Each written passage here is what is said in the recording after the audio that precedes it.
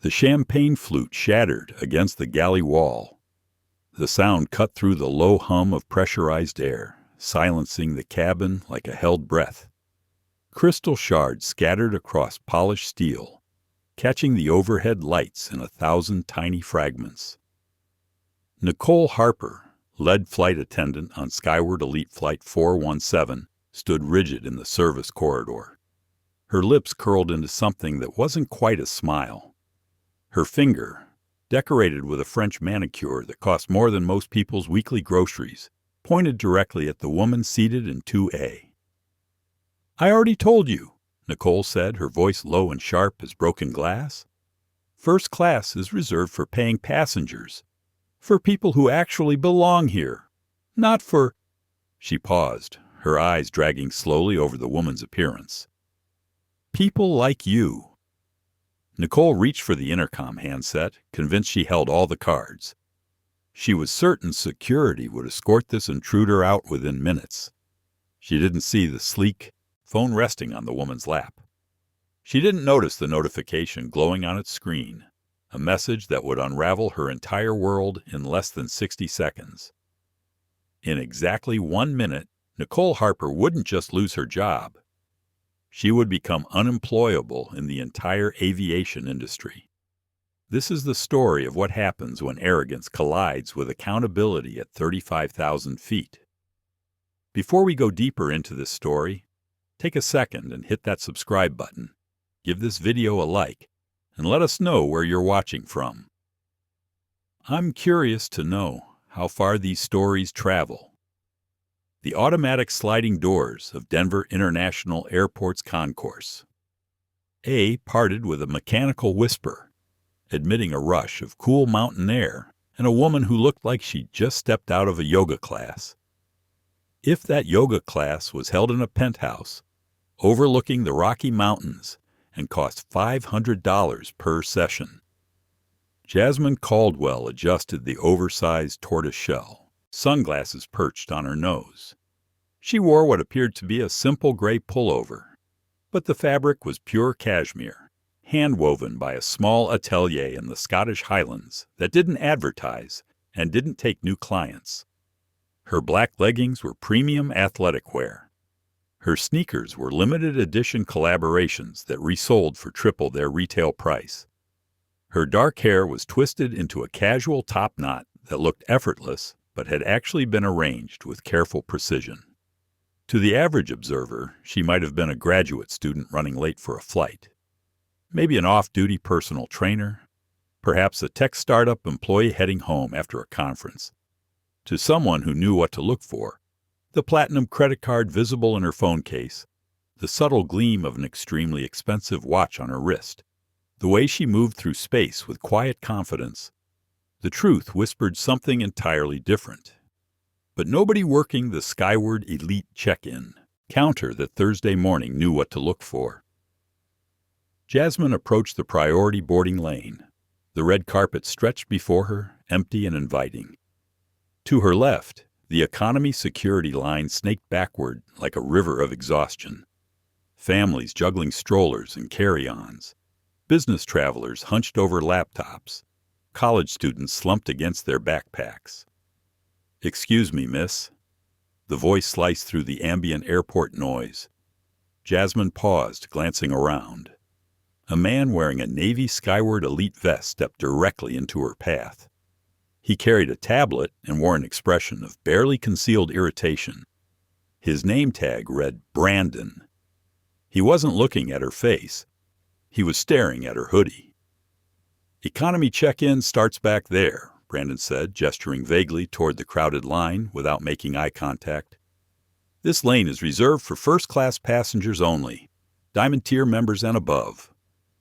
"I know," Jasmine replied, her voice calm and measured. The same tone she used when addressing boardrooms full of skeptical investors. "I'm on Flight 417 to Boston. Seat 2A. Brandon let out a short laugh. The sound was sharp and dismissive. He looked her up and down slowly, making an obvious show of cataloging her casual clothing. "Seat 2A? He shook his head. "Look, honey, Upgrades don't work that way. You can't just walk into the priority lane and hope someone made a mistake. Please step aside. You're blocking access for our actual premium passengers." Behind Jasmine, someone cleared their throat impatiently. She turned slightly. A man in an expensive charcoal suit stood there, one hand on the handle of a designer carry-on, the other checking an elegant watch. His jaw was set in an expression of practiced impatience. "Is there some kind of problem here?" the man asked, his tone clipped and corporate. Brandon's entire demeanor transformed instantly. His shoulders straightened. His irritation melted into warmth. "Not at all, Mr. Richardson. So sorry for the delay. Just clearing up a small confusion." He gestured welcomingly toward the security checkpoint. "Please go right ahead." Brandon physically stepped between Jasmine and the priority lane, essentially forcing her aside as he ushered the suited man through. Jasmine felt the familiar warmth creeping up the back of her neck, that old, tired sensation, the one that never quite faded, no matter how many achievements she accumulated, no matter how many zeros appeared in her bank account. She'd been dismissed before, more times than she cared to count. But today was different. Today, Jasmine Caldwell wasn't just a successful tech entrepreneur and philanthropist. Today, she was the newly appointed CEO of Horizon Holdings, the investment firm that had finalized its acquisition of Skyward Elite Airlines exactly 48 hours ago. The deal had been completed in a private conference room in Chicago. The public announcement wouldn't hit the press until tomorrow morning. Technically, she owned Brandon's vest, his tablet, the red carpet he was currently standing on. "I have a boarding pass," Jasmine said, stepping back into the priority lane and blocking Mr. Richardson's path.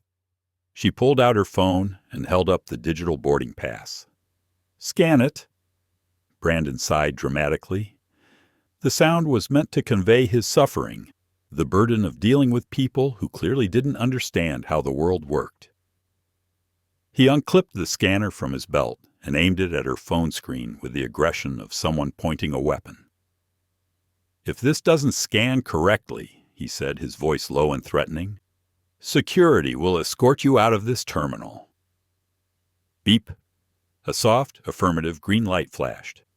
Brandon stared at the screen of his device. His eyes widened slightly. He read the information twice, as if hoping it would change. Passenger, Caldwell, J. Seat, 2. A status, executive tier. Invitation only. He blinked. The machine didn't lie, but his assumptions were louder than the technology displaying the truth in front of him. He lowered the scanner slowly, his expression souring like milk left in the sun. "Machine must be glitching," he muttered. "Or you know someone in the system." He didn't apologize, didn't offer to assist with her luggage, didn't acknowledge his mistake. He simply jerked his head toward the security checkpoint. "Go ahead, but don't expect the crew to be as accommodating as I've been." Jasmine walked past him, her face calm and unreadable. "I don't expect accommodation, Brandon," she murmured as she passed, her voice barely audible. "I expect professionalism, and I can already see we're starting at a deficit." She moved toward the TSA checkpoint, her mind already cataloging the interaction, filing it away, adding it to a growing list. Strike one. The plan had been simple: a secret evaluation. The board of directors had expressed concerns about declining customer satisfaction ratings and multiple allegations of discrimination on Skyward's domestic routes. They wanted concrete data, real evidence, not surveys or focus groups, but lived experience. Jasmine, with her youthful appearance and casual personal style, was the perfect undercover observer. She breezed through security. TSA pre-check didn't care about hoodies and made her way to the Skyward Elite First Class Lounge. The receptionist at the lounge entrance was a young woman named Maria. She had warm eyes and a genuine smile. She scanned Jasmine's boarding pass and looked up immediately. "Welcome, Ms. Caldwell." We have a private room available if you'd like to freshen up before your flight, or our chef is serving a wild mushroom risotto in the dining area this morning." Finally, Jasmine thought, someone actually doing their job correctly. Just a quiet corner and some sparkling water would be perfect. "Thank you, Maria." She settled into a leather chair in the far corner of the lounge, opened her laptop, not a standard commercial model, but a custom-built secure system she used for corporate work, and began to observe.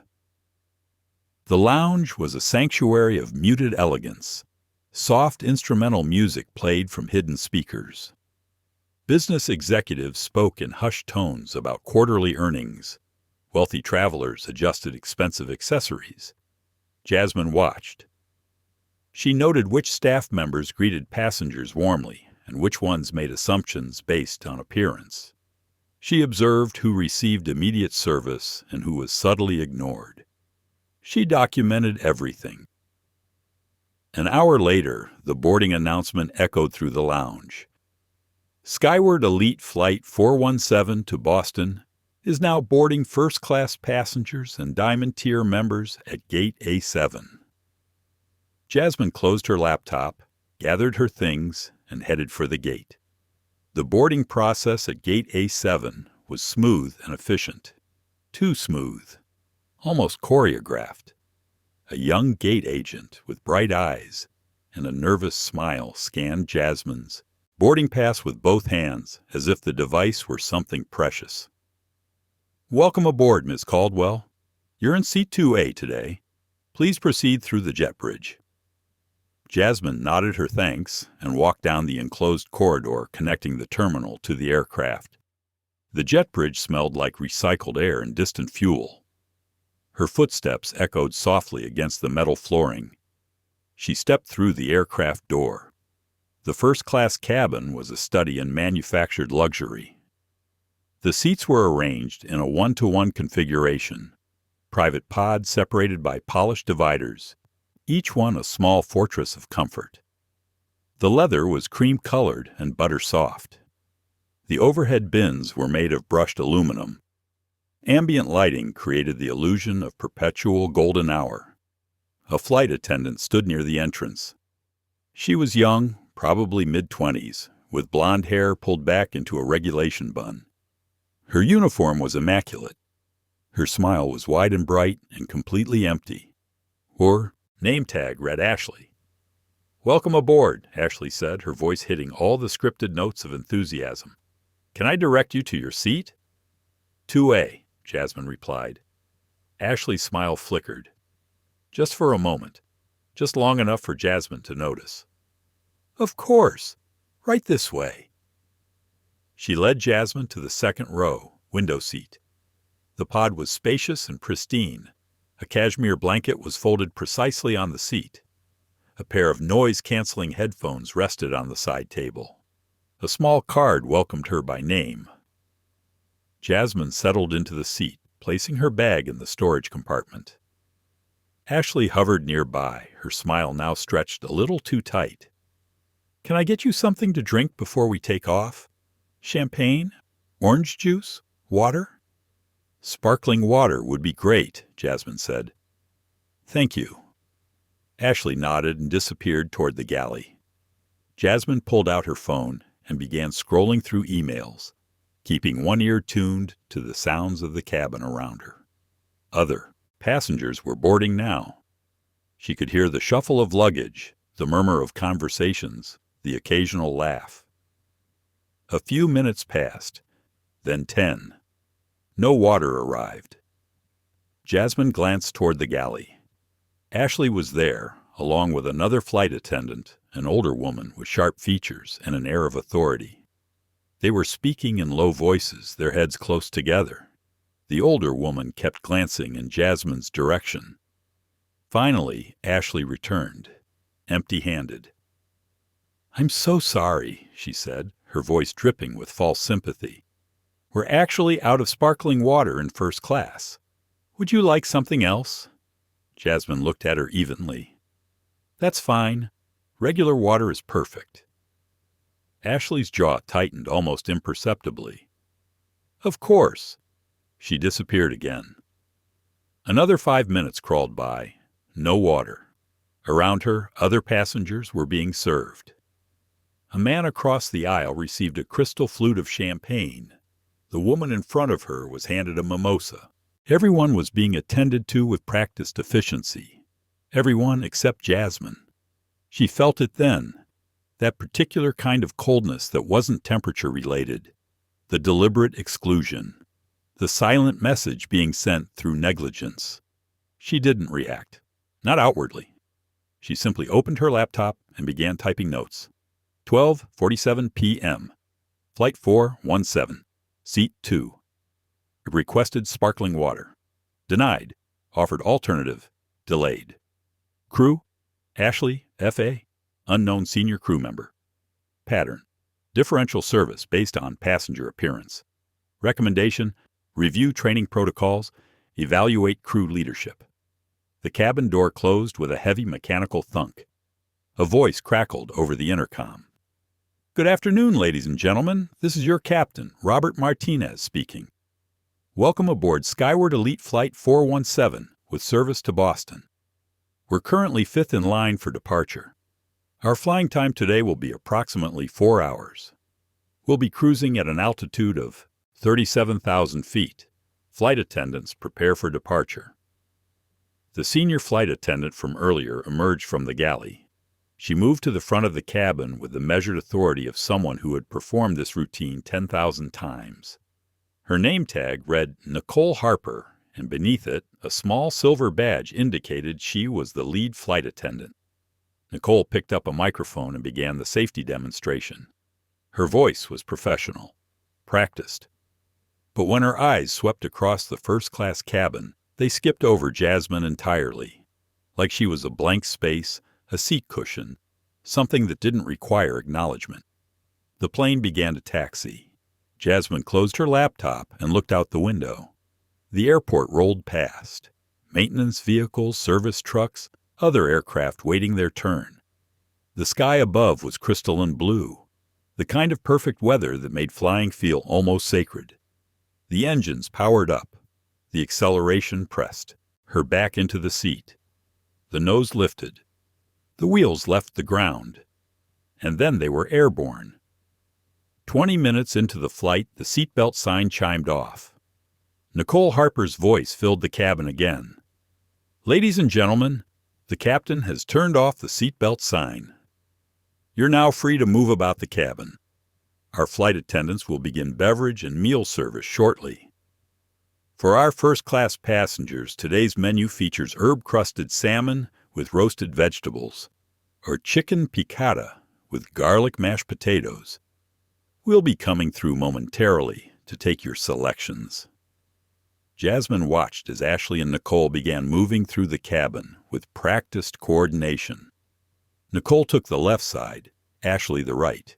They worked their way forward row by row. The gentleman in 1A ordered salmon. The woman in 1B requested chicken. The man across from Jasmine chose salmon and a glass of white wine. Then they reached row 2. Nicole approached the passenger in 2B. First, a middle-aged white man in business casual attire who had boarded late and immediately fallen asleep. "Sir," Nicole said gently. "Sir, would you like lunch?" He stirred, blinked, looked confused. "Oh, yeah. What are the options?" Nicole repeated the menu with the patience of a kindergarten teacher. Then she turned and walked right past Jasmine. Didn't pause. Didn't make eye contact. Didn't ask for her meal preference. Just moved directly to row 3. Jasmine sat perfectly still. Ashley followed the same pattern. Took orders from 3A and 3B. Skipped Jasmine completely. It wasn't an accident. It was deliberate. It was a message. Jasmine reached into her bag and pulled out a small leather journal. She flipped it open and wrote quickly, her handwriting precise despite the minor turbulence. 12:58 p.m. In-flight meal service initiated. All passengers in first class offered menu options. Exception. Seat 2A, me. Lead F. Awe. Nicole Harper. Deliberate avoidance. Pattern. Established. Not oversight. Intentional exclusion. She closed the journal and waited. 15 minutes later, the cabin filled with the aroma of prepared food. The other first-class passengers were eating. The man in 2B was cutting into his salmon, completely oblivious to the fact that the person next to him hadn't been served. Jasmine pressed the call button above her seat. A soft chime echoed. Nobody came. She waited 2 minutes. Pressed it again. Another chime. Still nothing. Finally, Ashley appeared. She didn't approach Jasmine's seat directly. Instead, she stopped in the aisle near row 3 and called over her shoulder. "Is there something you need?" Jasmine kept her voice calm, professional. "I wasn't offered a meal selection during service. I'd like to order now, please." Ashley's expression didn't change, but something cold flickered behind her eyes. "I'll check if we have anything left." She disappeared toward the galley. Jasmine waited and waited. 8 minutes passed. When Ashley finally returned, she was empty-handed. "Unfortunately," she said, her voice syrupy with false regret, "we've run out of both meal options in first class. Sometimes passengers change their selections, and we end up short. I can offer you a snack box from our premium selection, or I can see if the economy cabin has any meals remaining." Jasmine looked at her directly. "How many passengers are in first class today?" 12, Ashley replied automatically. "And how many meals do you typically stock?" Ashley's smile tightened. 14, but as I said, sometimes passengers change their minds," Jasmine finished. "Right." She leaned back in her seat. "I'll take the snack box then. Thank you." Ashley nodded and retreated. The snack box, when it arrived, consisted of crackers, cheese, and dried fruit. The kind of thing you might serve a child on a road trip. Around her, other passengers finished their hot meals, sipping wine and coffee. Jasmine ate her crackers in silence and documented everything. An hour into the flight, the man seated in 2B woke from his nap. He stretched, yawned, and glanced around the cabin with the confusion of someone who'd lost track of time and space. His eyes landed on Jasmine's seat, more specifically on her empty tray table. "Hey," he said, his voice friendly and casual. "Did they skip the meal service? I completely passed out."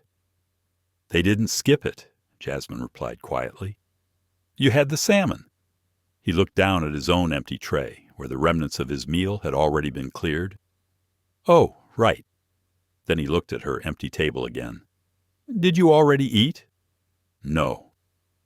The word hung in the air between them. He frowned, clearly trying to work out the logic. "Wait, so they served me while I was asleep, but didn't serve you while you were awake?" "That's correct." His frown deepened. He opened his mouth as if to say something, then closed it again. He wasn't stupid. He could feel the wrongness of it. But he was also a middle-aged white man who had probably never been in a position where questioning authority on behalf of a stranger made sense to him. He settled for an awkward, apologetic smile.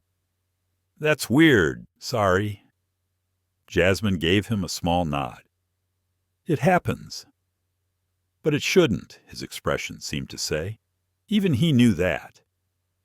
2 hours into the flight, Jasmine needed to use the restroom. She stood, stretched, and made her way toward the lavatory at the front of the cabin. The airplane aisle was narrow, forcing passengers to turn sideways when passing each other. The lighting was soft and indirect, designed to create an atmosphere of calm. As she approached the lavatory, the door swung open, and Mr. Richardson, the man in the expensive suit from the check-in line, stepped out. He was adjusting his cufflinks, his expression one of vague satisfaction. He looked up and saw her. His eyes narrowed slightly, recognition flickering across his face. "You," he said. Not a greeting, an accusation. Jasmine paused. "Excuse me?" "You were the one holding up the priority lane," he said, his voice taking on that particular tone wealthy men use when they believe they're owed an explanation. "At check-in, Brandon had to clear you out of the way." "Brandon scanned my boarding pass," Jasmine corrected calmly. "I was exactly where I was supposed to be." Richardson's jaw tightened. He looked her up and down again, the same dismissive evaluation Brandon had performed. "Right. And now you're in first class. Let me guess. Frequent flyer upgrade? Employee benefit?" Jasmine felt the familiar simmer beneath her skin. The quiet, constant anger that she'd learned to control through years of navigating rooms where she was the only person who looked like her. "I paid for my seat," she said evenly. "Same as you." Richardson let out a short, derisive laugh. "Sure you did." He glanced toward the galley, where Nicole Harper was organizing service. Items. "You know, there are rules about this kind of thing. Airline fraud is a federal offense." "I'm aware," Jasmine replied.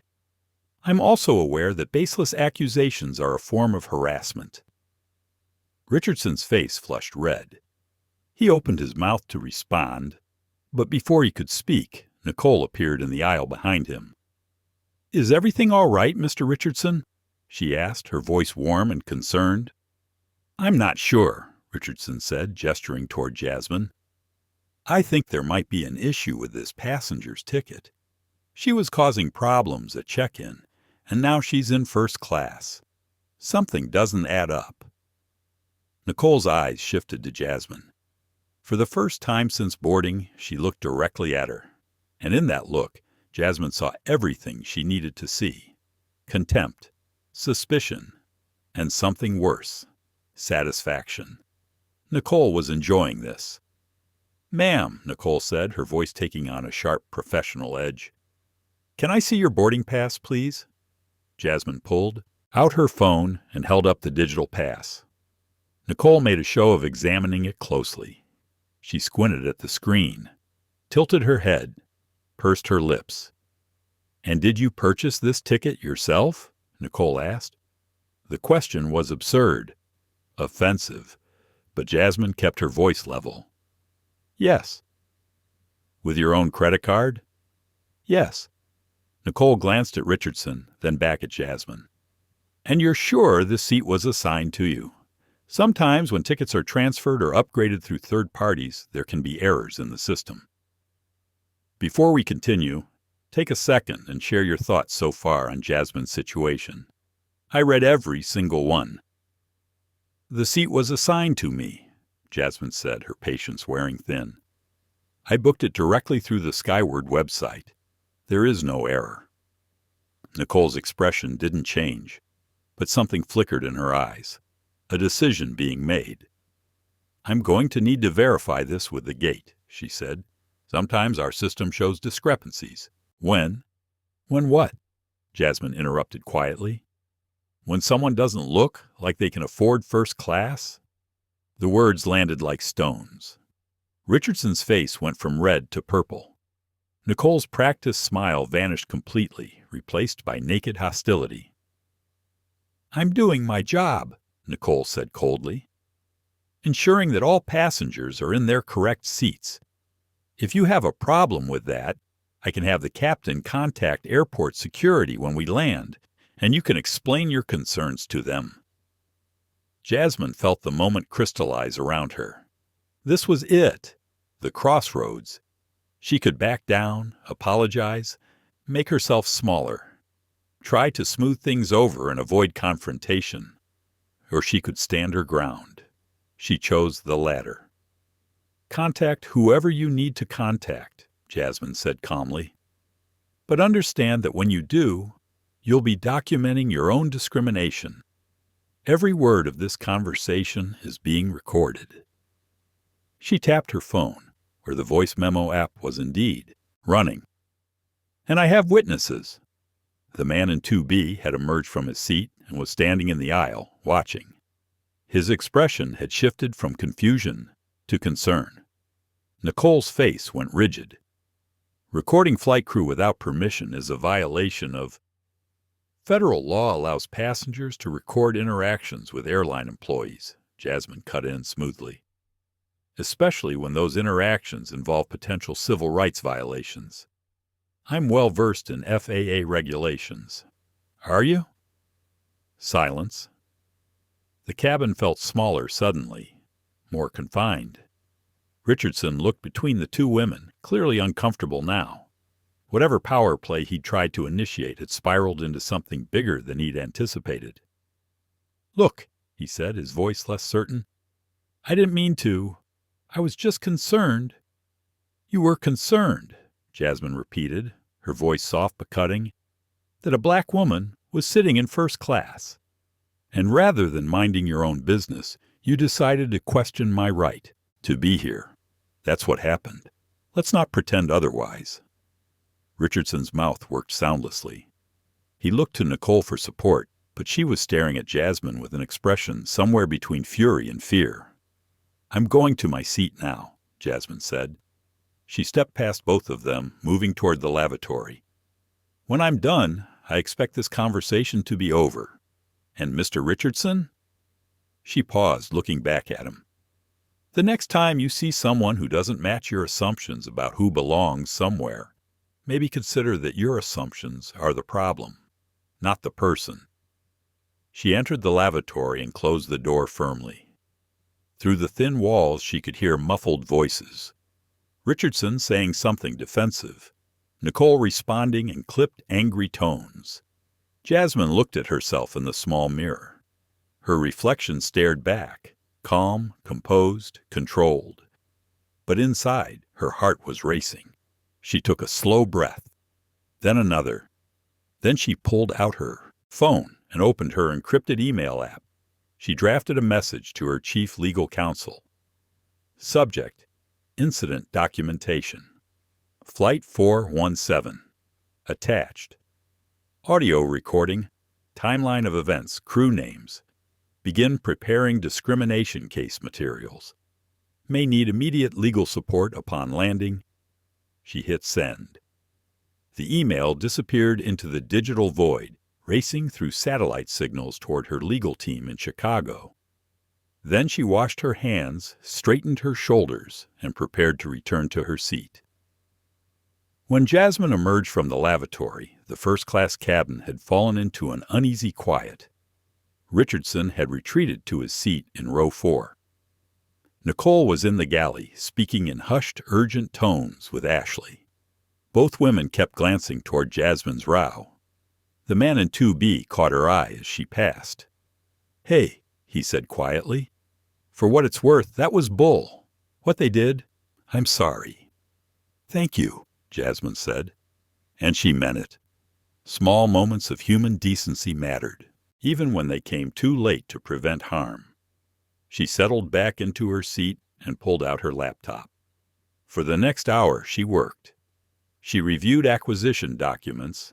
She analyzed financial projections. She refined her plan for the company-wide restructuring that would begin the moment the press release went public. Around her, the cabin settled into the rhythm of long-haul flight. Passengers read or slept, or watched movies on their personal screens. The flight attendants continued their service, though both Nicole and Ashley made a point of avoiding Jasmine's section of the cabin entirely. Fine, Jasmine thought. Let them stew in their own discomfort. She had work to do. 3 hours into the flight, something changed. Jasmine heard it before she saw it, raised voices coming from the galley. She glanced up from her laptop. Nicole and Ashley were arguing. Their voices were low but intense, carrying the particular energy of a disagreement that had been brewing for a while. "Can't just ignore her," Ashley was saying. "What if she really does file a complaint?" "She's bluffing," Nicole replied sharply. "People like her always make threats. They never follow through. And even if she does, it's her word against ours." "But she has a recording," "which proves nothing. We were verifying her ticket. That's protocol." "Nicole, she knew FAA regulations off the top of her head. She's not just some random passenger. What if she's—" What if she's what? A lawyer. So what? We didn't do anything wrong. Jasmine's fingers paused over her keyboard. What if she's what? The question hung in the air, unfinished but revealing. What if she's important? What if she's connected? What if she's someone who can actually hurt us? The assumptions were laid bare. They would have treated her differently if they'd known who she was. The injustice wasn't what bothered them. It was the possibility of consequences. Jasmine closed her laptop slowly. She pulled out her phone and opened her messages. One new text from her legal counsel. Received your documentation. Team standing by. How do you want to proceed? Jasmine's thumbs moved across the screen. Wait until landing. I want to see how this plays out first. But be ready. She hit send and put the phone down.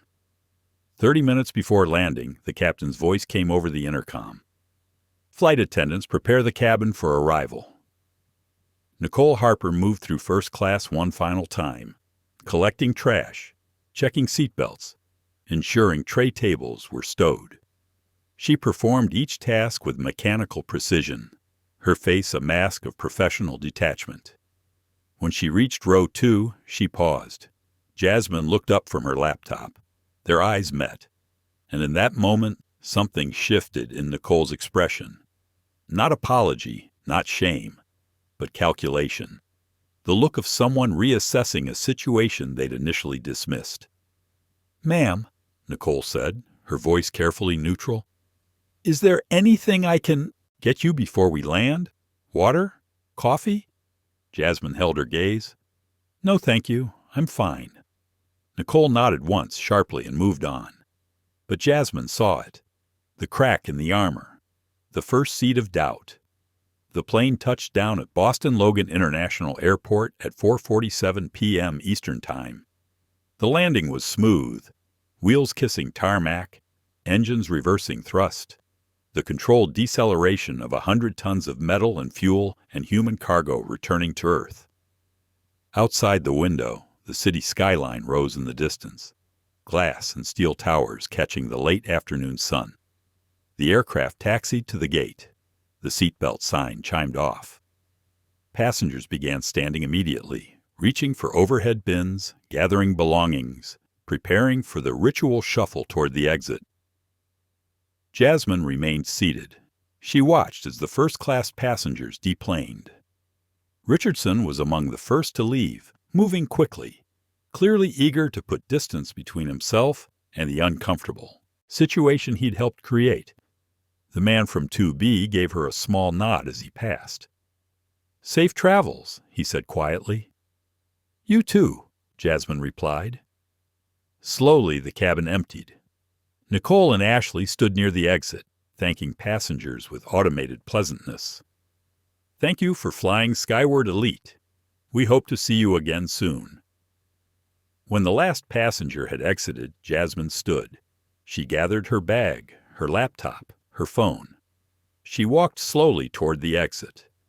Nicole and Ashley watched her approach, their smiles frozen in place. Thank you for flying with us, Nicole said, her voice tight. Jasmine paused in the doorway of the aircraft. She turned to face them both. I want you to remember this moment, she said quietly, because in about 3 hours, when you get home and check the news, you're going to see a press release. And when you read it, you'll understand exactly what happened on this flight today. Nicole's smile faltered. I don't. You judged me based on my appearance, Jasmine continued, her voice calm and steady. You decided I didn't belong in first class. You withheld service. You questioned my right to be there. You supported a passenger's harassment, all because of what you assumed about who I am. She paused. That was your choice, and choices have consequences. Ashley's face had gone pale. We were just doing our job. No, Jasmine said firmly. You were doing what felt comfortable to you. There's a difference. She stepped through the door and into the jet bridge. Behind her, she heard Nicole say something to Ashley in a panicked whisper. The words were indistinct, but the tone was unmistakable. Fear. Jasmine exited the jet bridge into Terminal B. She was immediately met by two people in business attire, a man and a woman, both carrying tablets and wearing discreet earpieces. "Ms. Caldwell," the woman said, "we have a car waiting. The legal team is assembled at the downtown office whenever you're ready."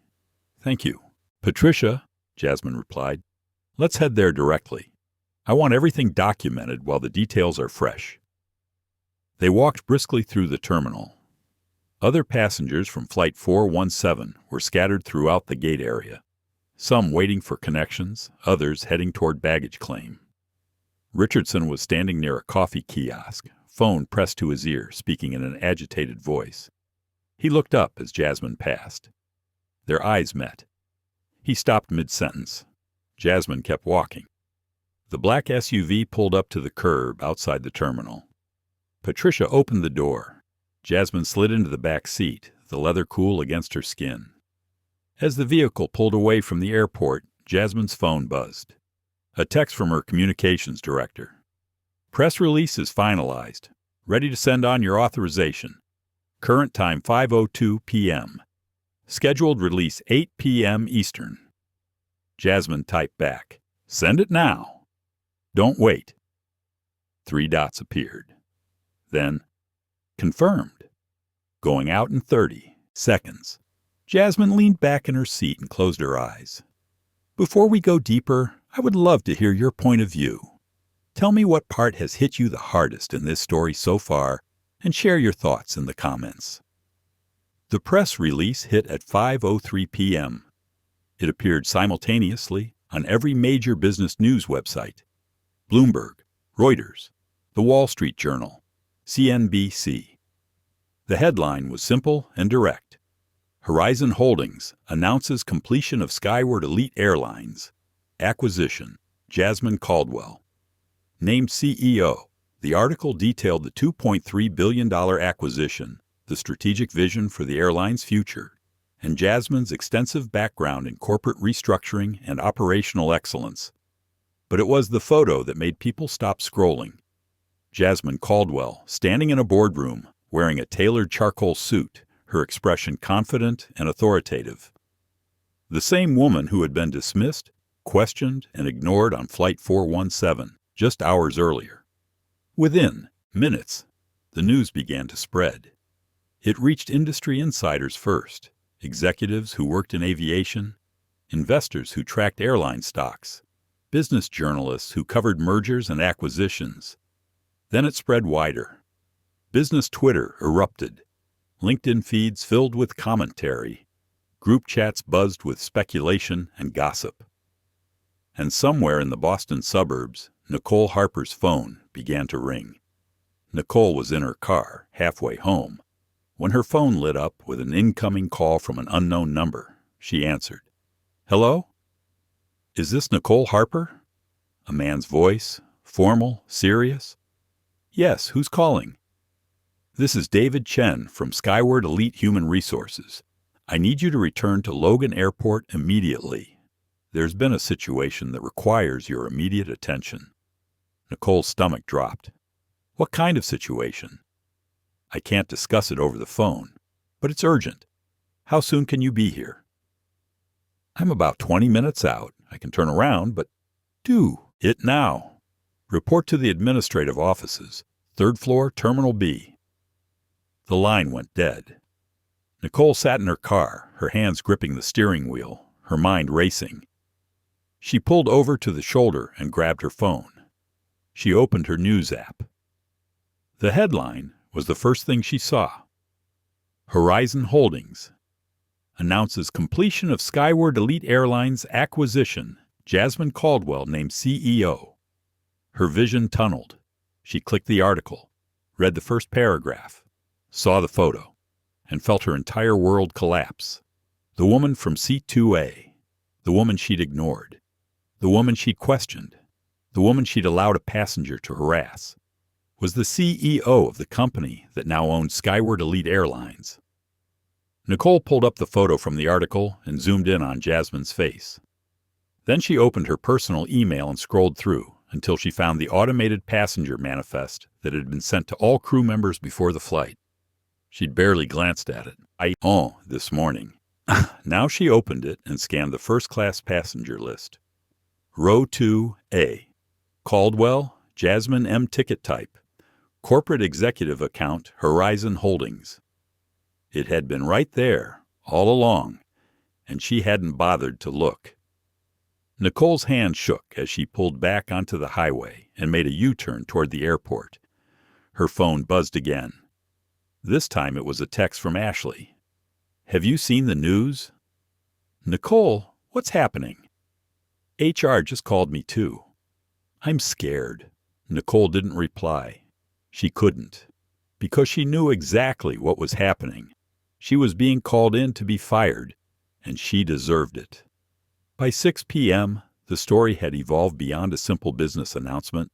Someone, an anonymous passenger from Flight 417, had posted on social media about witnessing a first-class passenger being treated poorly by the flight crew. The post was vague on details but heavy on implication. "Just witnessed the craziest thing on my flight today. Black woman in first class. Gets completely ignored by the crew. No service, no respect, nothing. Meanwhile, everyone else is getting champagne and hot towels. Then some guy tried to accuse her of having a fake ticket. The whole thing was disgusting. And now I just found out who she was. Oh man, that crew is done." The post went viral. Within an hour, it had been shared 10,000 times. Comments poured in.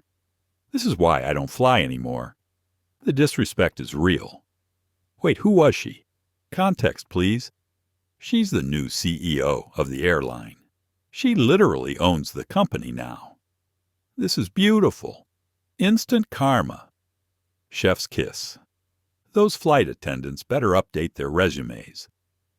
A journalist from a major news network reached out to Jasmine's communications team requesting comment. Patricia forwarded the request to Jasmine with a note. "How do you want to handle media inquiries?" Jasmine replied, "No comment for now.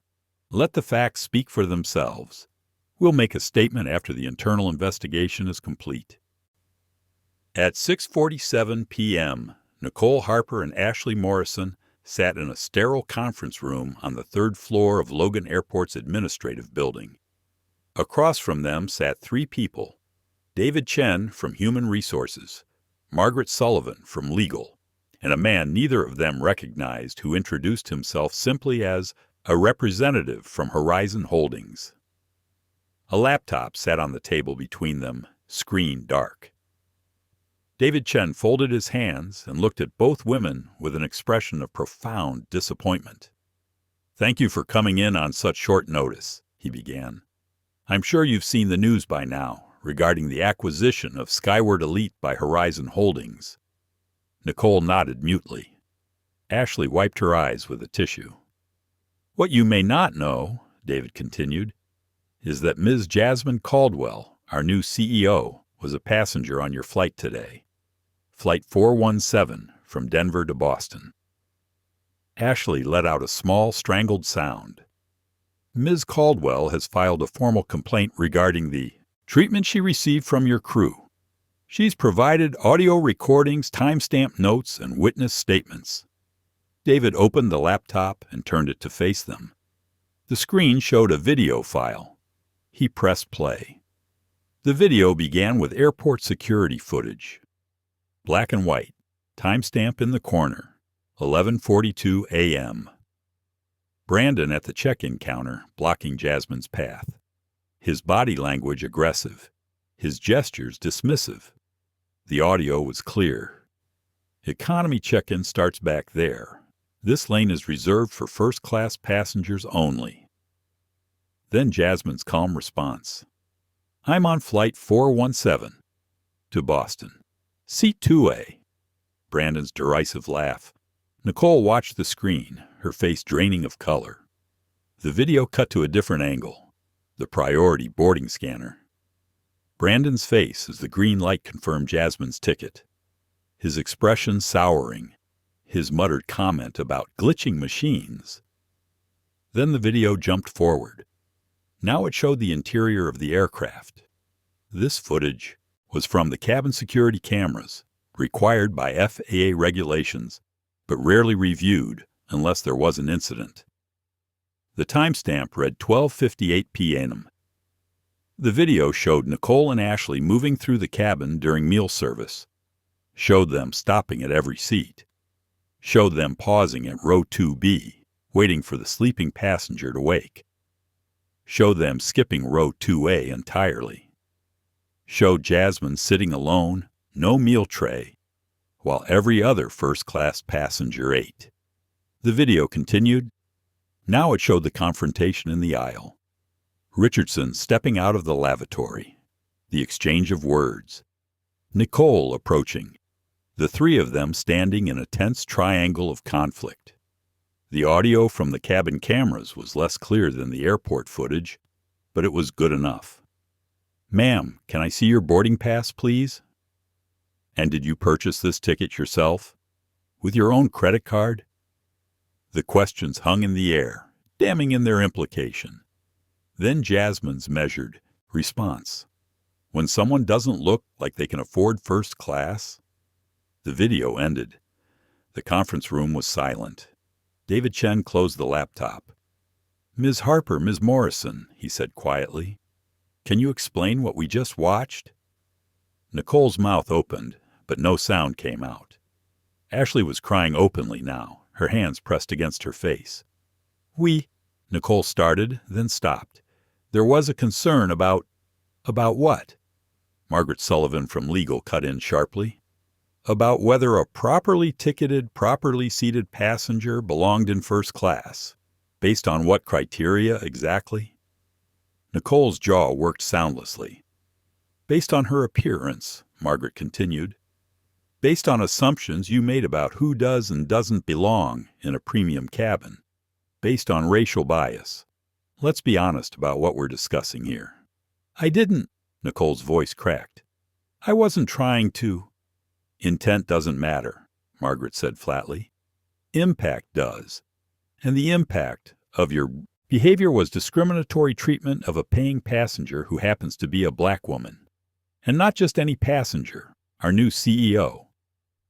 The man from Horizon Holdings spoke for the first time. His voice was quiet, but carried absolute authority. "Let me be very clear about something. Ms. Caldwell's position in this company is irrelevant to whether your actions were wrong. If she had been anyone else, a teacher, a student, a retail worker, the behavior we witnessed on that video would still be unacceptable. The fact that she happens to be the CEO doesn't make the discrimination worse. It just means the consequences will be more immediate." He leaned forward. "But here's what you need to understand. This isn't just about you two. We've been reviewing service records and complaint logs across the entire Skyward network. This isn't an isolated incident. There's a pattern, a culture of exclusionary behavior that has been allowed to fester because leadership hasn't taken it seriously." He pulled out a tablet and turned it toward them. The screen showed a spreadsheet, rows and rows of data. "Passenger complaints filed by people of color in first class over the last 18 months, he said. Complaints about delayed service, about being questioned about their tickets, about being treated differently than white passengers in adjacent seats."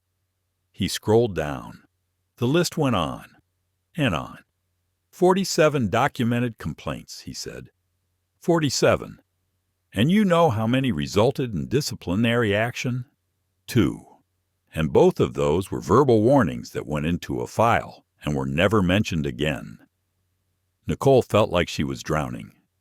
"Ms. Caldwell didn't create this problem," the man continued, "but she's sure as hell going to fix it, starting today." David Chen pulled out 2 folders and slid them across the table. "You're both terminated, effective immediately," he said. "Final paychecks will be processed according to company policy.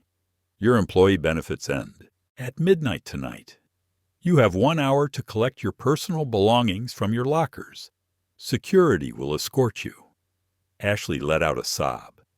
Nicole sat frozen, her mind unable to fully process what was happening. But, she tried, I've been with Skyward for 12 years. I have seniority. I have a clean record. Your record, Margaret interrupted, shows 3 prior complaints about differential treatment of passengers, all of them dismissed because they weren't considered severe enough to warrant action. Until today, when you treated your new boss like a criminal. Nicole's hands were shaking. This is because of who she is. If she was just a regular passenger, none of this— You're right, the Horizon Holdings representative said. If she was just a regular passenger, she probably would have filed a complaint that got buried like the other 47. She would have been ignored, dismissed. Maybe she would have stopped flying Skyward. Maybe she would have, warned her friends. But the fundamental injustice would have remained unaddressed. He stood up. Ms. Caldwell is not a regular passenger. She's the CEO, and she's using her position to do what should have been done years ago, holding people accountable. You want to be angry at someone? Be angry at the leadership that let this culture exist. Be angry at a system that protected people like you instead of protecting passengers like her. He walked to the door and opened it. 2 security guards stood outside. Escort them to collect their belongings, he said. Then see them out. Nicole and Ashley walked through the administrative corridors in silence, flanked by security guards. Other employees stared as they passed. News traveled fast in airports. Everyone knew what had happened. Everyone had seen the press release. Everyone understood what these 2 women being escorted out meant. They reached the crew locker room. Nicole opened her locker with numb fingers. Inside were the remnants of a career she'd built over 12 years, extra uniforms, a collection of pins from different routes, photos from crew celebrations, a coffee mug from a team-building retreat. All of it meaningless now. She pulled out her personal items, a jacket, a pair of running shoes, a book she'd been reading between flights. Ashley was crying again, shoving things into a bag with shaking hands. I have rent due next week, Ashley whispered. I have student loans. I don't know what I'm going to do. Nicole wanted to offer comfort, wanted to say something reassuring, but she had nothing, because she was in the same boat, except worse, because she'd been doing this longer, had more to lose. And unlike Ashley, who was young and could recover, Nicole was 46 years old. She'd spent her entire adult life in aviation. And now that door had closed, permanently. They were escorted out through a side entrance. The evening air was cool. The sun was setting, painting the sky in shades of orange and purple. Nicole stood on the sidewalk, holding a cardboard box of her belongings, and watched planes take off in the distance. She'd been part of that world for 12 years. Now she was outside it, looking in. Ashley called an Uber. Nicole did the same. They waited in silence. When Ashley's car arrived, she turned to Nicole. I'm sorry, she said quietly. Nicole looked at her. For what? For going along with it. I knew it was wrong. When you told me to skip her during service, I knew. But I did it anyway, 'cause you were the lead, and I didn't want to make waves. Nicole's throat tightened. I'm sorry, too. Ashley got into her car and disappeared into the traffic. Nicole waited alone. If you were in Jasmine's position, facing discrimination but knowing you held the power to change things, how would you have handled it? Let me know your thoughts in the comments below. Across the city, in a sleek corner office overlooking Boston Harbor, Jasmine Caldwell sat in a leather chair and reviewed reports from her legal team. The room was quiet except for the soft hum of climate control and the occasional ping of incoming emails. Patricia sat across from her, tablet in hand. The terminations are complete, she said. Nicole Harper and Ashley Morrison were escorted out at 7:15 p.m. HR is preparing paperwork for Brandon Taylor from check-in. He'll be terminated tomorrow morning. Jasmine nodded slowly. What about Richardson, the passenger who accused me in the aisle? That's trickier. He's not our employee, but our legal team reached out to his firm. Apparently, his partner saw the social media posts. They're conducting their own internal review. Good, Jasmine said quietly. Patricia hesitated. There's been some pushback.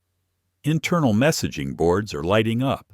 Some employees are saying the response is too harsh, that you're making an example of these people because of your personal experience. They're right, Jasmine replied.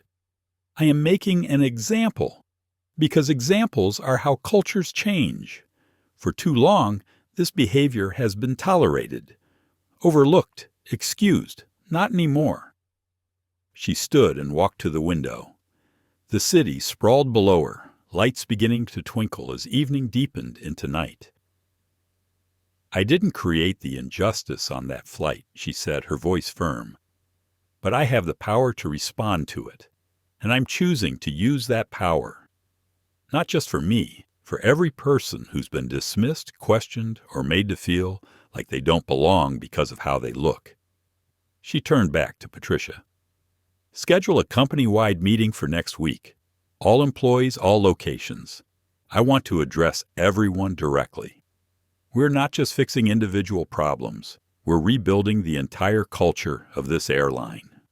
Patricia made a note. Understood. Anything else? Jasmine glanced at her watch. Send a message to HR.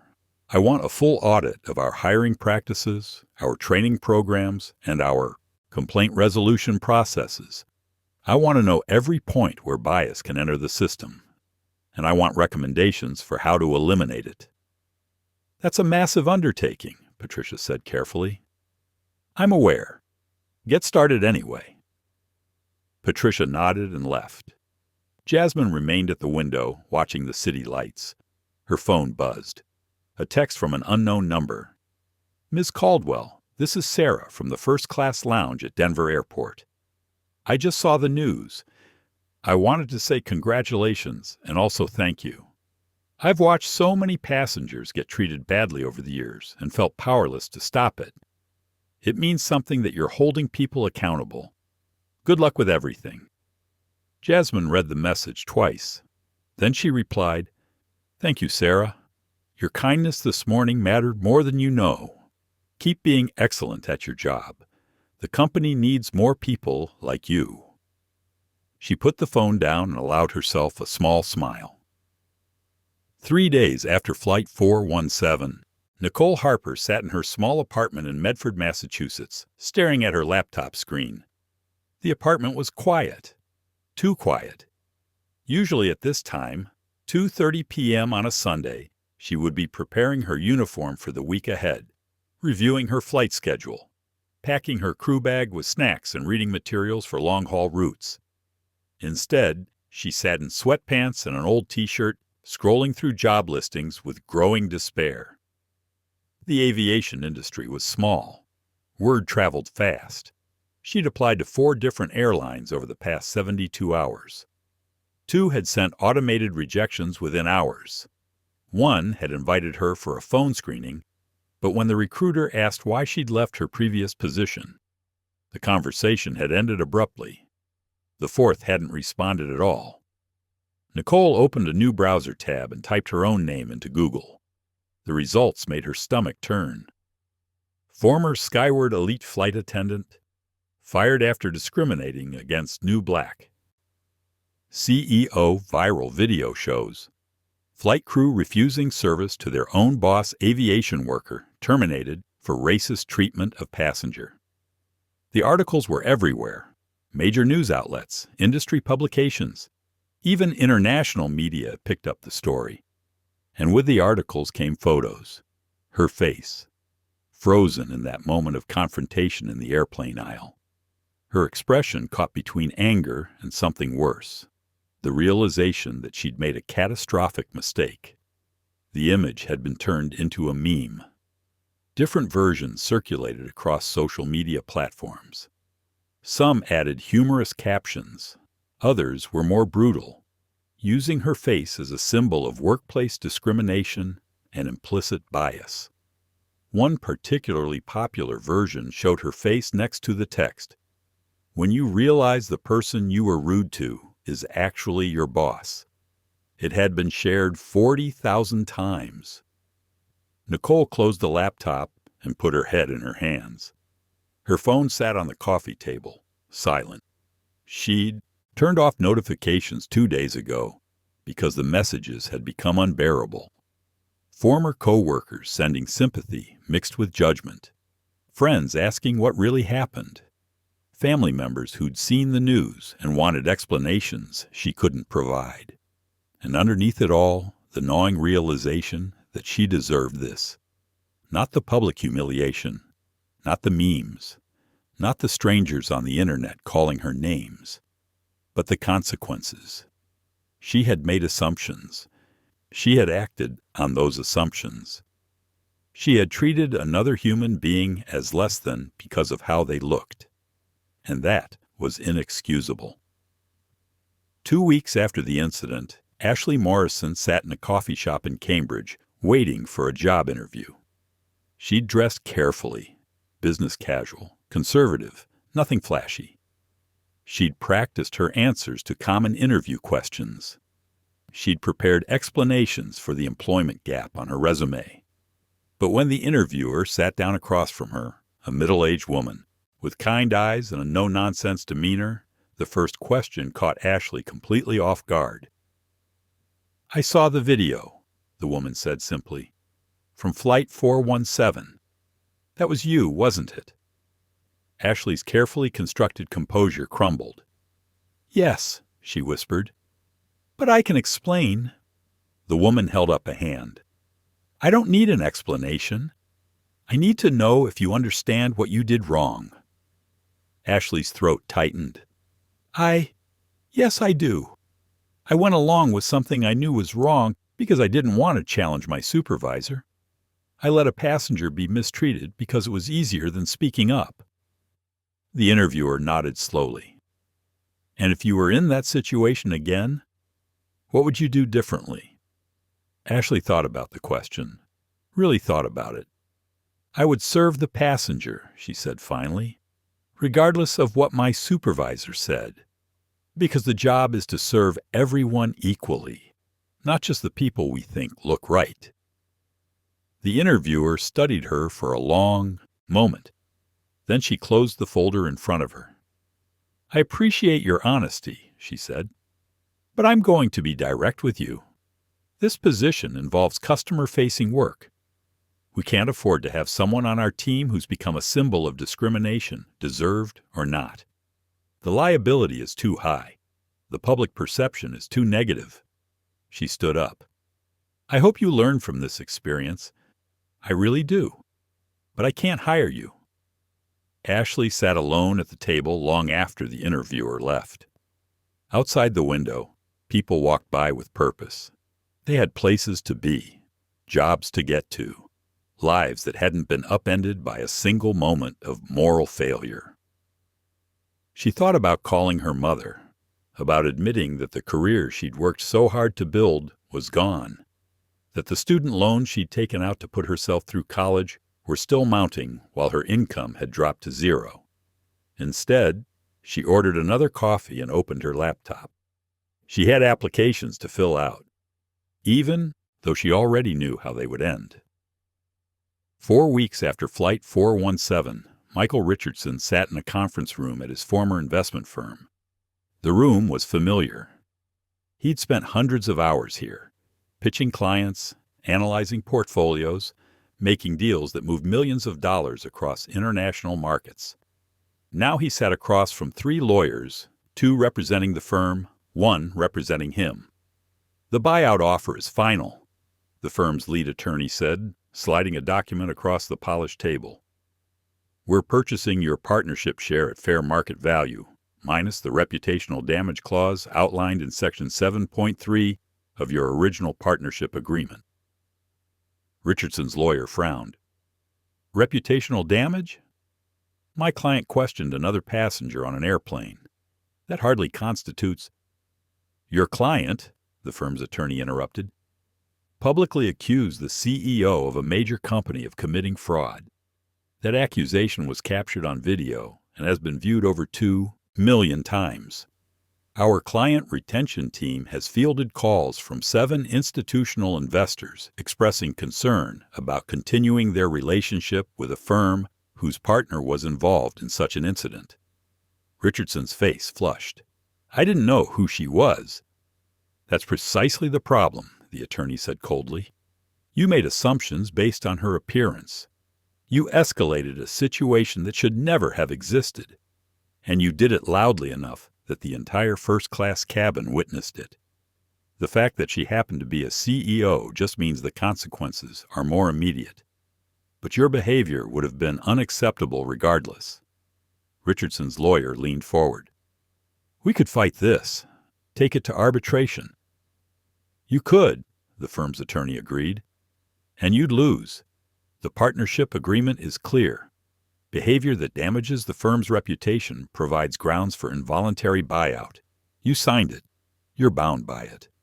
He tapped the document. "Sign this. Take the money and move on. Or fight it and spend the next 2 years in legal battles that will cost you more than you'll ever recover. Your choice." Richardson stared at the papers. His partnership in the firm had been worth $8 million when he'd signed the original agreement. The buyout offer was for $4 million, half of what he'd built over 15 years. Gone, because he couldn't mind his own business on an airplane. He picked up the pen and signed. "I'd love to hear what you think about these consequences. Were they fair? Too harsh? Share your perspective in the comments." 6 weeks after Flight 417, Jasmine Caldwell stood at the front of a massive hotel ballroom in Chicago. 1,500 Skyward Elite employees filled the seats: flight attendants, pilots, ground crew, customer service representatives, maintenance workers, executives. Every department, every level. Everyone who wore the company uniform or worked behind the scenes to keep planes in the air. The room hummed with nervous energy. They'd all heard the stories, seen the videos, read the news articles. They knew what had happened to Nicole Harper and Ashley Morrison and Brandon Taylor. They knew their new CEO didn't forgive easily. Jasmine stood behind the podium, looking out at the sea of faces. She didn't use notes. She spoke from the heart. "I'm not going to pretend this is a comfortable conversation," she began, her voice carrying clearly through the sound system. "Because it's not. What happened on Flight 417 was uncomfortable. For me, certainly. But more importantly, for every person of color who has ever been made to feel like they don't belong somewhere they've paid to be." The room was silent. "I want to be very clear about something," she continued. "The employees who were terminated weren't fired because they were rude to me personally. They were fired because they engaged in discriminatory behavior that violated company policy, federal law, and basic human decency. The fact that I'm now the CEO doesn't make their actions worse. It just means I had the power to respond immediately." She paused, letting the words settle. "But here's what keeps me up at night. This wasn't an isolated incident. We've reviewed complaint records going back 3 years. We've found patterns, systems that protected employees who discriminated and dismissed passengers who complained. A culture that valued appearing prestigious over actually being excellent." She clicked a remote. Behind her, a screen lit up with data. Charts showing complaint trends, demographic breakdowns, service satisfaction scores separated by passenger race and ethnicity. The numbers told a story, and it wasn't a good one. "This ends now," Jasmine said firmly. "We're implementing mandatory unconscious bias training for all customer-facing staff. We're revising our complaint resolution process to ensure every concern is investigated thoroughly. We're creating an anonymous, Reporting system so employees can flag discriminatory behavior without fear of retaliation. She clicked to the next slide. We're also changing our hiring practices. We're partnering with organizations that support diverse candidates in aviation. We're creating mentorship programs for employees from underrepresented backgrounds. We're making sure that when passengers look at our crews, they see themselves reflected. Another click. And finally, we're changing our accountability structure. From now on, any employee found to have engaged in discriminatory behavior will face immediate termination. No warnings, no second chances. Because the passengers on the other end of that behavior don't get second chances. They just get humiliated, and that's unacceptable. She stepped away from the podium. I know some of you are scared right now. You're worried that one mistake will cost you your career. Let me be clear. I'm not interested in creating a culture of fear. I'm interested in creating a culture of excellence. And excellence means treating every passenger with dignity and respect, regardless of what they look like, how they're dressed, or what assumptions you might make about their background. She looked around the room. If you can do that, if you can show up every day committed to serving people equally, then you have nothing to worry about. But if you can't, if you genuinely believe that some people don't deserve the same service as others, then this isn't the right company for you anymore. The silence was profound. I'm not here to punish people, Jasmine said quietly. I'm here to build something better, an airline where everyone feels welcome, where dignity isn't reserved for people who look a certain way or dress a certain way, where we measure success not just by our profit margins, but by how we make people feel. She smiled then, a real smile. Some of you are already doing this. You're the employees who treat every passenger like they matter, who go out of your way to help, who understand that this job is about service. To those people, I say thank you.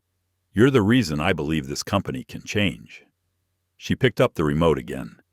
We have a lot of work to do, but I believe we can do it, together. The screen behind her changed one final time. It showed a simple message: excellence for everyone. The room erupted in applause. Not everyone clapped. Some faces remained skeptical. Some arms stayed crossed. But most people stood, and Jasmine took that as a beginning. 3 months after Flight 417, the changes at Skyward Elite were becoming visible. New training programs had been rolled out across every hub. Employees attended mandatory workshops on unconscious bias, inclusive service, and cultural competency. The sessions weren't just PowerPoint presentations and checkbox exercises. They involved real scenarios, difficult conversations, and honest reflection on personal assumptions. Some employees resisted. They complained that the training was unnecessary, that they'd never discriminated against anyone, that this was political correctness gone too far. Those employees found themselves increasingly isolated. Because the majority embraced the changes, they understood that excellence required evolution, that comfort was the enemy of growth, that treating all passengers with dignity wasn't a political statement, it was basic decency. The complaints department underwent a complete overhaul. Previously, passenger complaints had been routed through a system designed to minimize liability and protect employees. Now they were investigated thoroughly, with findings reported directly to executive leadership. In the first month of the new system, 32 employees received formal warnings for discriminatory behavior. In the second month, that number dropped to 19. In the third month, it fell to 7. The culture was shifting, slowly, painfully, but undeniably. 4. Months after the incident, Nicole Harper walked into a chain restaurant in a strip mall outside Worcester, Massachusetts. She'd been offered a position as a server, minimum wage plus tips, a dramatic step down from her salary as a senior flight attendant, but it was employment, and at this point she needed to take what she could get. The manager who hired her was a young man named Carlos. He was probably 10 years younger than Nicole, with tattoos on his forearms and a friendly but businesslike demeanor. "You're way overqualified for this," he'd said during the interview, looking at her resume. "Flight attendant for 12 years? What happened?" Nicole had debated lying, creating some story about wanting a career change, about being tired of travel, about family obligations. But she'd decided on honesty. "I was terminated for discriminatory behavior," she'd said quietly. "I treated a passenger poorly because of assumptions I made about her based on her appearance. It was wrong. I own that, and I'm trying to learn from it." Carlos had studied her for a long moment. "At least you're honest about it," he'd said finally. "Most people would bullshit. Okay, when can you start?" Now, on her first shift, Nicole stood behind the counter wearing a polyester uniform and a name tag, taking orders from customers who barely looked at her. It was humbling, which was exactly what she needed. During a lull in service, Carlos approached her. "You doing okay?" he asked. "Yeah," Nicole said. "Just adjusting." He nodded. "Listen, I looked up your story. I know what happened, and I'm going to be straight with you. I hired you partly because I believe in second chances, but also because I think you might actually understand something most people don't." Nicole looked at him. "What's that?" "That everyone deserves respect," Carlos said simply. "You're going to serve a lot of different people here. Some of them will be rude. Some will be demanding. Some will look like they can't afford to eat here, but will leave generous tips. Some will look like they own the place, but will stiff you completely." He smiled. "And your job is to treat all of them the same, because that's what service actually means. Not serving the people who seem worthy, serving everyone." Nicole felt something shift inside her. "I get it," she said. "Good," Carlos replied, "because if you don't, you won't last here either." 5 months after Flight 417, Ashley Morrison received an unexpected phone call. She'd been working part-time at a bookstore, barely making ends meet, still sending out job applications with diminishing hope. The caller identified herself as Rebecca Chen, Director of Human Resources at a regional airline based in Charlotte. "Ms. Morrison," Rebecca said, "I'm calling about your application for a flight attendant position with our company." Ashley's heart sank. Here it comes, she thought. Another rejection. "I've reviewed your employment history," Rebecca continued, "including the incident that led to your termination from Skyward Elite." "I understand if you can't," Ashley started. "Please let me finish," Rebecca interrupted gently. "I also reviewed a letter of recommendation that was sent to us. From Jasmine Caldwell." Ashley froze. "What?" Ms. Caldwell reached out to several regional airlines on behalf of former Skyward employees who were terminated during the restructuring. She explained that while accountability was necessary, she also believed in redemption for those who demonstrated genuine understanding of what they'd done wrong. Rebecca paused. "Her letter about you was very specific. She said you were young, influenced by a toxic senior crew member, but that in her assessment, you recognized your mistake and seemed genuinely committed to doing better. She recommended that we consider giving you a second chance." Ashley couldn't speak. "Now, I want to be clear," Rebecca continued. "This isn't a free pass. If we hire you, you'll be on probation for 6 months. Any hint of discriminatory behavior, any complaint of differential service, and you're done. No appeal. No second chance to the second chance." "I understand," Ashley managed. "Good. Can you come in for an interview next week?" Ashley's eyes filled with tears. "Yes, absolutely. Thank you." After the call ended, she sat on her bed in disbelief. Jasmine Caldwell, the woman she'd helped mistreat, the woman who'd had every right to ensure Ashley never worked in aviation again, had advocated for her, had believed she could change, had given her another chance. Ashley pulled up her laptop and composed an email. Ms. Caldwell, I just received a call from Rebecca Chen at Atlantic Regional Airlines. She told me you sent a letter of recommendation on my behalf. I don't know why you did that. After what I did, what I failed to do, you had every reason to make sure I never got near an airplane again. But you chose differently.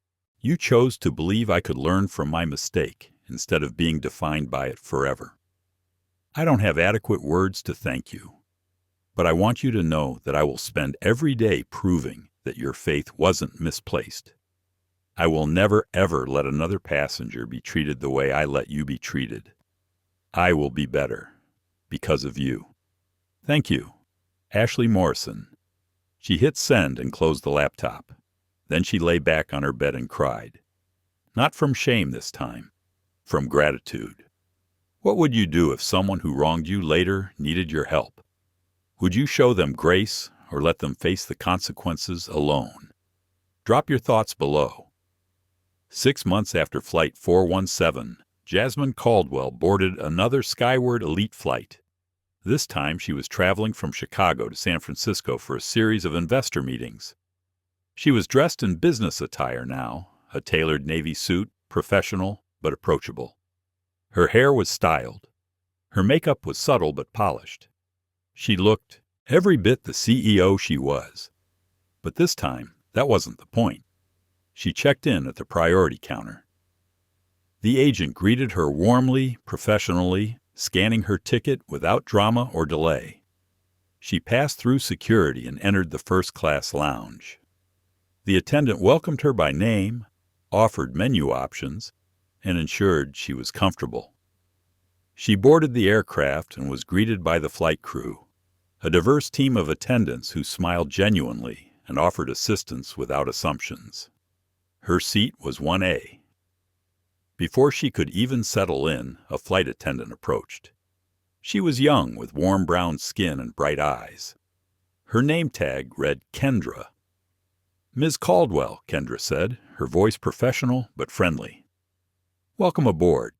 We have mineral water or champagne available before takeoff. Which would you prefer? Mineral water, please, Jasmine replied. Absolutely.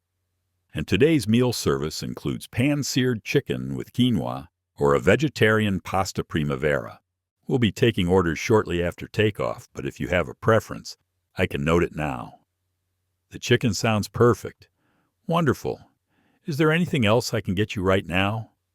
No, thank you, Kendra. I appreciate the excellent service.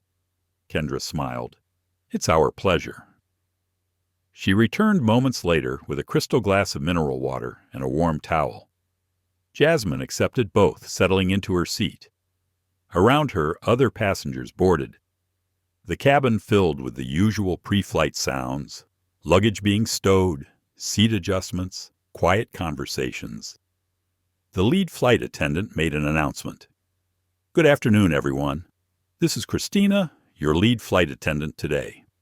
On behalf of Captain Williams and the entire crew, welcome aboard Skyward Elite Flight 923, with service to San Francisco. We're honored to have you with us today and committed to making your flight as comfortable as possible. Our crew is here to serve you, and we mean all of you. Every single passenger on this aircraft matters to us equally. The emphasis on those last words was subtle but deliberate. Jasmine smiled. The plane pushed back from the gate.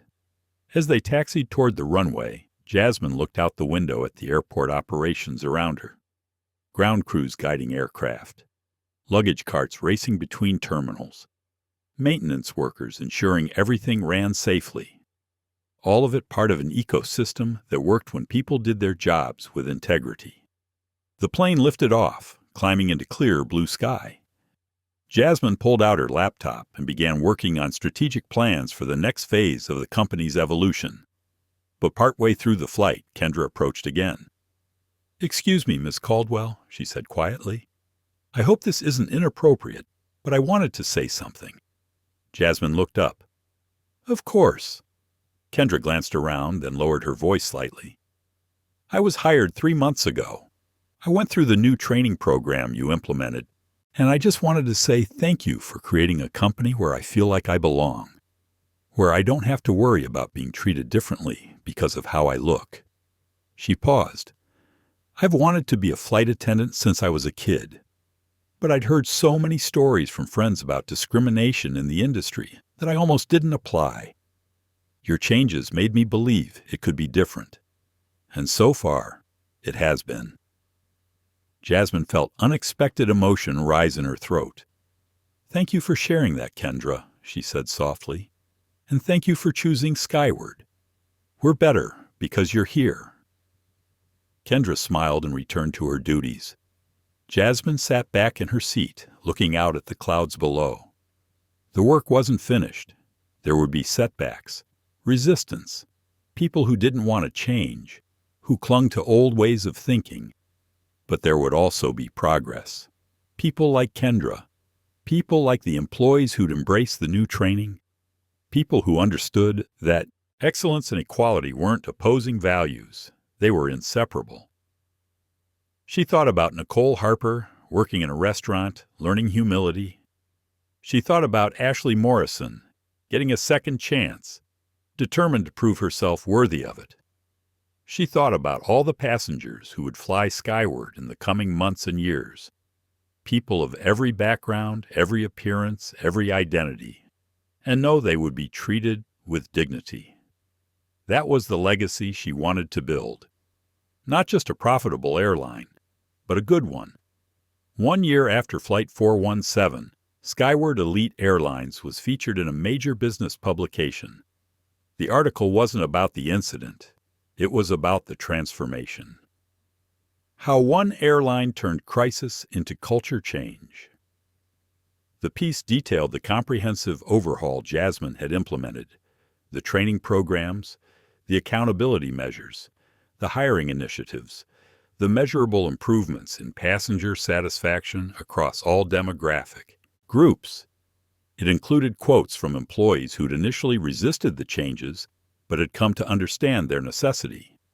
It featured testimonials from passengers who'd noticed the difference in service quality. And it included a brief mention of where it all started, a first-class cabin where assumptions led to discrimination, and discrimination led to consequences. The article concluded with a quote from Jasmine. "We didn't change our culture because it was profitable, though it has been. We changed because it was right. Because every person who steps onto one of our aircraft deserves to be treated with dignity and respect. That's not a business strategy. It's a moral imperative." The article went viral. Not for the wrong reasons this time, for the right ones. 18 months after Flight 417, Nicole Harper received an unexpected email. It was from Jasmine Caldwell. "Ms. Harper, I recently learned from a mutual contact that you've been working in food service since leaving Skyward Elite. I also learned that you've been volunteering with a nonprofit that provides job training for formerly incarcerated individuals, specifically teaching customer service skills. I wanted to reach out because I believe genuine change deserves recognition. I'm not offering you a position at Skyward. I don't think that would be appropriate given our history. But I've been in contact with several hospitality companies that are looking for trainers who understand the importance of unbiased service. I've mentioned your name and your volunteer work. What happened on Flight 417 was wrong. But it doesn't have to define the rest of your life. If you're truly committed to being better, and from what I've heard, you are, then you deserve the chance to prove it. Your past mistakes don't erase your future possibilities." J.C. Nicole read the email 3 times. Then she wrote back, "Ms. Caldwell, I don't deserve your kindness, but I'm grateful for it anyway. What I did to you was inexcusable. I've spent the last year and a half trying to understand how I became someone who could do that, how I let assumptions override basic human decency. The volunteer work isn't penance, it's education. Those individuals I'm training have faced more discrimination and more obstacles than I can imagine. Learning their stories, seeing their resilience, has taught me more about dignity than any corporate training ever could. Thank you for believing I can be better than my worst moment. I promise not to waste that belief." With sincere gratitude, Nicole Harper Jasmine read Nicole's response and felt something she hadn't expected to feel. Hope, not for Nicole specifically, but for the possibility that people could actually change, that accountability and grace weren't mutually exclusive, that consequences could be educational rather than just punitive. She forwarded Nicole's email to her HR team with a note. "Let's follow up in 6 months. If the reports are still positive, let's see if we can find a role for her in our new training division." 2 years after Flight 417, Skyward Elite received industry recognition, the Aviation Customer Service Excellence Award. The ceremony was held in a hotel ballroom in Atlanta, attended by executives from airlines around the world. Jasmine stood at the podium, holding the crystal trophy, looking out at an audience of her peers. "This award isn't mine," she said, her voice carrying through the sound system. "It belongs to every employee who chose to embrace change instead of resist it, to every crew member who treats passengers as individuals rather than stereotypes, to every person who understands that excellence isn't about appearing prestigious, it's about being worthy of trust." She paused. 2 years ago, I experienced discrimination on one of my own company's flights. It was humiliating, infuriating, but it was also clarifying, because it showed me exactly what needed to change. And when you know what's broken, you have a responsibility to fix it. She held up the award. This trophy represents thousands of interactions where employees chose dignity over bias, thousands of passengers who felt welcomed instead of judged, thousands of moments where we got it right. She set it down on the podium. But the work isn't finished. It's never finished. Because culture isn't something you fix once. It's something you maintain constantly. And that requires vigilance, humility, and the courage to hold yourself accountable. The audience applauded. But Jasmine wasn't done. "I want to say something to any leaders in this room who are dealing with similar issues, who have received complaints about discrimination but haven't taken them seriously, who've protected employees at the expense of passengers, who've chosen comfort over change." She looked around the room. "The cost of inaction is higher than you think, not just in lost revenue or damaged reputation, but in human dignity. Every time you ignore a complaint, every time you defend discriminatory behavior, every time you prioritize staff comfort over passenger rights, you're sending a message about who matters in your organization." She let that sit. "And eventually, that message will cost you everything." The room was silent. "But here's the good news," Jasmine continued, her voice softening. "Change is possible. Culture can evolve. And when you commit to doing better, really commit with resources and accountability and zero tolerance for backsliding, people notice, passengers notice, employees notice, and your business improves." She smiled. "Thank you for this recognition. But more importantly, thank you to everyone in this industry who chooses excellence every single day, who sees every passenger as deserving of respect, who understands that the measure of a company isn't how it treats its VIPs, but how it treats everyone." She picked up the award and walked off stage. The applause followed her. 3 years after Flight 417, Jasmine sat in her office on a quiet Friday evening. The city lights of Boston twinkled outside her window. The office was empty except for her. Most employees had left hours ago, heading home to families and weekend plans. Her phone buzzed. A text from Ashley Morrison. "Ms. Caldwell, I just got promoted to lead flight attendant at Atlantic Regional. 3 years ago, I didn't think I'd ever work in aviation again. Thank you for believing I could be more than my worst mistake." Jasmine smiled and typed back. "Congratulations, Ashley. You earned it. Keep being excellent." Another text came through. This one from Kendra. the flight attendant from that flight 6 months after the incident. Just wanted to let you know. I'm starting flight attendant training classes on weekends. Teaching new hires the things you taught us. Passing it forward. Jasmine's heart swelled. That's beautiful, Kendra. Thank you for multiplying the impact. She stood and walked to the window, looking out at the city. Somewhere down there, Nicole was probably finishing a shift at the restaurant, serving customers with the humility born from hard lessons. Somewhere, Ashley was preparing for her new role as a leader, determined not to repeat the mistakes she'd witnessed. Somewhere, hundreds of Skyward Elite employees were living their lives, treating passengers with dignity, building a culture one interaction at a time. And somewhere, passengers were boarding flights without fear of discrimination, without wondering if they'd be treated differently because of how they looked, without having to prove they belonged. That was the victory, not the terminations, not the awards, not even the improved profit margins, but the quiet, everyday moments where respect was given freely and equally, where dignity was the default, where belonging wasn't questioned. Jasmine thought back to that morning at Denver International Airport, standing in the priority lane, being dismissed and questioned and made to feel less than. She thought about the anger she'd felt, the humiliation, the exhaustion of having to prove herself worthy of a seat she'd paid for.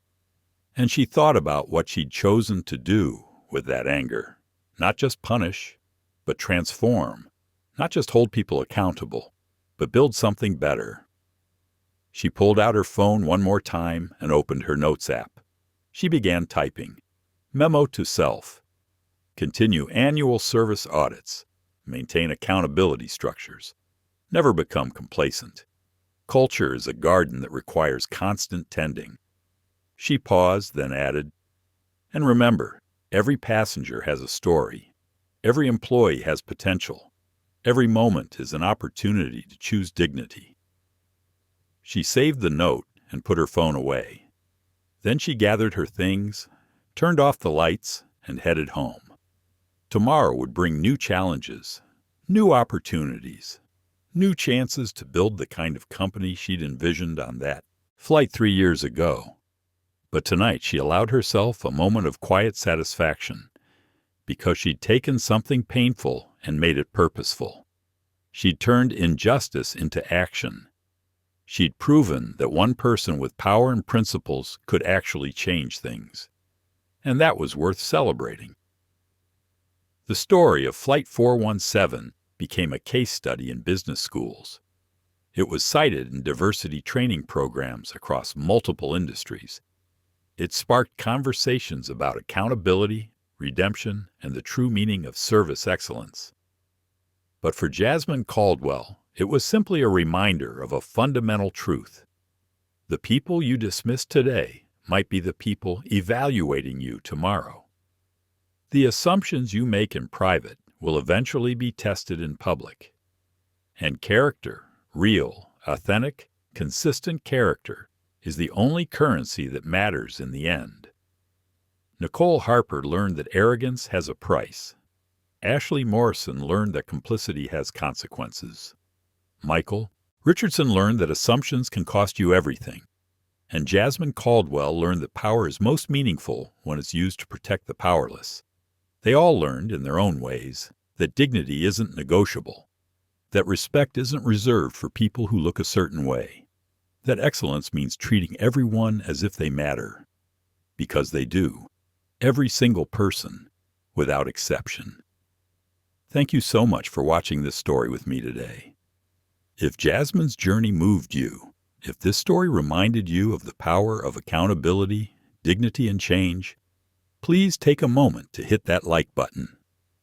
It really helps justice stories reach more people who need to hear these messages.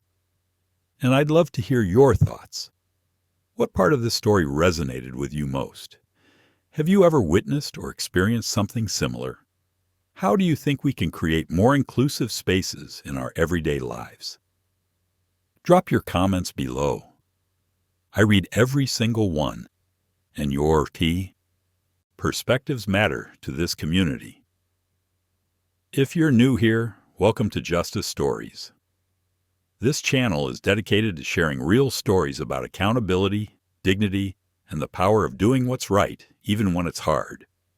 Subscribe and hit that notification bell so you never miss a story. And share this video with someone who needs to hear it. Someone who's fighting for respect in spaces where they're questioned. Someone who believes in the power of change. Someone who understands that excellence and equality go hand in hand. Until next time, remember, you never know who you're talking to. Treat everyone with dignity. Hold yourself accountable. And never underestimate the power of one person committed to making things better. I'll see you in the next story. Stay kind. Stay aware. And keep fighting for justice.